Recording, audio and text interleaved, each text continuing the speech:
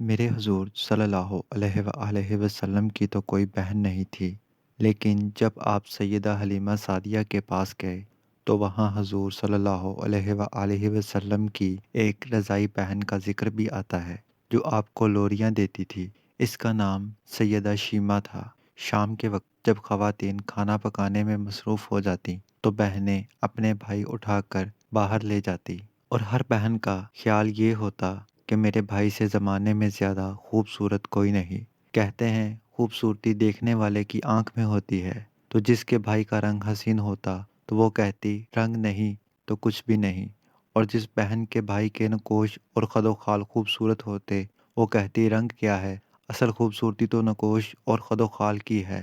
جس بہن کے بھائی کی آنکھیں خوبصورت ہوتی وہ کہتی میرے ویر کی جھیل جیسی آنکھیں تو دیکھو۔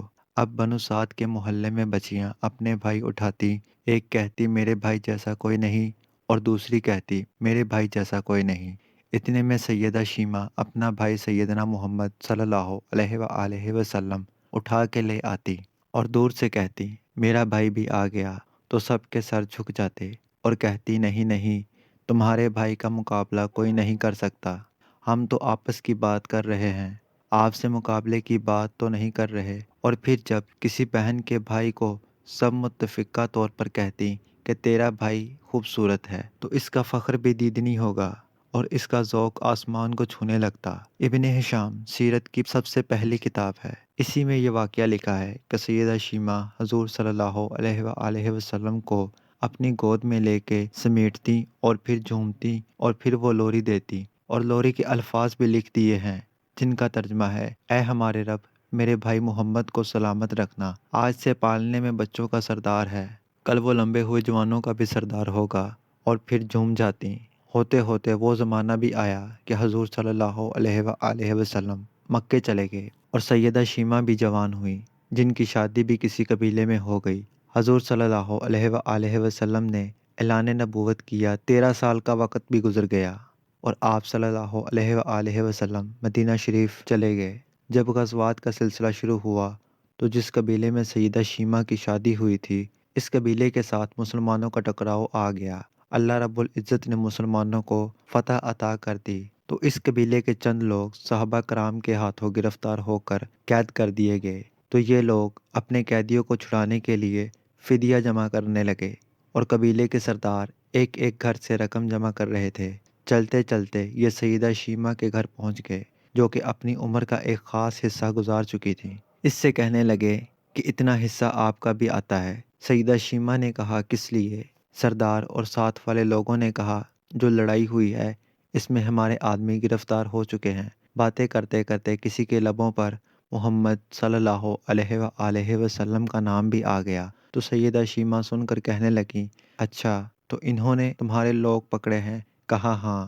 سیدہ شیمہ نے کہا کہ تم رقم اکٹھی کرنا چھوڑ دو، مجھے ساتھ لے چلو۔ سردار نے کہا آپ کو ساتھ لے چلیں؟ سیدہ شیمہ کہنے لگی ہاں، تم نہیں جانتے وہ میرا بھائی لگتا ہے۔ قوم کے سرداروں کے ساتھ سیدہ شیمہ حضور صلی اللہ علیہ وآلہ وسلم کے نوری خیموں کی طرف جا رہی ہیں اور صحابہ کرام ننگی تلواروں سے پہرا دے رہے ہیں۔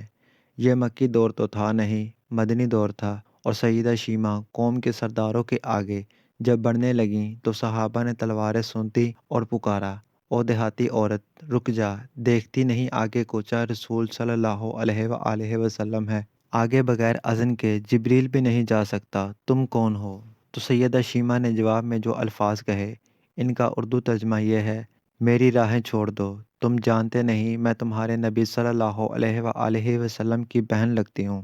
تلواریں جھک گئیں، آنکھوں پر پلکوں کی چلمنیں آ گئیں، راستہ چھوڑ دیا گیا۔ سیدہ شیمہ حضور صلی اللہ علیہ وآلہ وسلم کے خیمہ نوری میں داخل ہو گئیں تو حضور صلی اللہ علیہ وآلہ وسلم نے دیکھا اور پہچان گئے، فوراً اٹھ کھڑے ہوئے، فرمایا بہن کیسے آنا ہوا؟ کہا آپ صلی اللہ علیہ وآلہ وسلم کے لوگوں نے ہمارے کچھ بندے پکڑ لیے ہیں، ان کو چھڑانے آئی ہوں۔ حضور صلی اللہ علیہ وآلہ وسلم نے فرمایا بہن تم نے زحمت گوارا کیوں کی؟ پیغام بھیج دیتی، میں چھوڑ دیتا، لیکن تم آ گئی، اچھا ہوا، ملاقات ہو گئی۔ پھر حضور صلی اللہ علیہ وآلہ وسلم نے قیدیوں کو چھوڑنے کا اعلان کیا، کچھ گھوڑے اور چند جوڑے سیدہ شیمہ کو تحفے میں دے دیے۔